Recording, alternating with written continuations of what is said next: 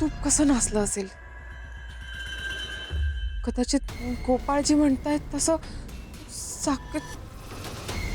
आर्या, अरे हे सगळं काय चाललंय? अगं सगळं तूप नासलंय. सगळे कस्टमर मला फोन करून शिव्या घालतात. अगं तू इतकं लक्ष देऊन सगळं करतेस, पण मग कसं शक्य आहे? कसं झालं सगळं हे? साकेत, आता तुला कळेल या देवी सिंगचा इगो तू खोलल्यानंतर काय होतं. तुला असं म्हणायचंय का माझी चूक आहे ही सगळी? मी केलंय हे? आर्या, मी चूक तुझी म्हणतच नाहीये. अगं पण बनवताना काहीतरी चूक झाल्याशिवाय असं होणं शक्यच नाहीये. आणि सरळ डबे इथेच पॅक होतात आणि तिथे उघडले जातात. मग साकेत, मी माझं काम चोख केलंय आणि मला माहितीये की माझ्याकडून काहीच चूक झालेली नाहीये.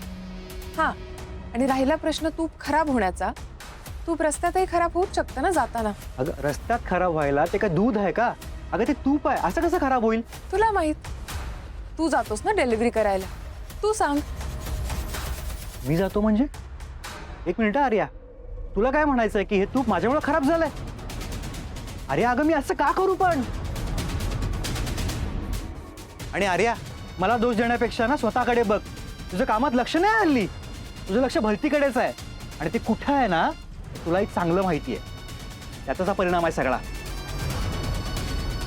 साकेत, मला माहितीये माझं लक्ष कुठे, आणि मला हेही कळतं की कधी कुठे कसं कशाला महत्त्व द्यायचं. ठीक आहे, त्यामुळे माझ्यावर हे बिनबुडाचे आरोप करायचे नाहीत. आणि काय गॅरंटी हे सगळं तू केलं नसशील?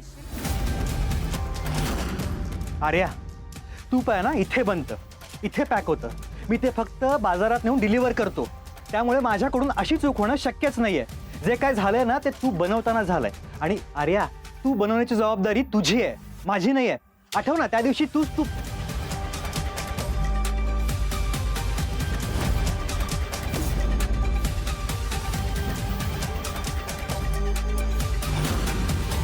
एक मिनिट, आत्ता माझ्या लक्षात आलं की हे सगळं कुणामुळे झालंय. साक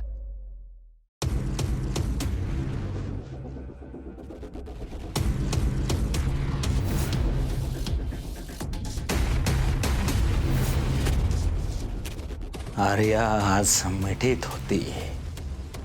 लवकरच तिचे सगळे पैसे माझ्या मुठीत असतील. गोपाळ, गोपाळ, हरामखोर माणसा. आर्याने मला बिझनेसमध्ये मदत करायच्या आडून काय काय करतोयस नाही चांगलं कळलंय मला. तू माणूस म्हणून नीच होतास याची खात्री होती मला, पण इतका नीच असशील असं वाटलं नव्हतं मला.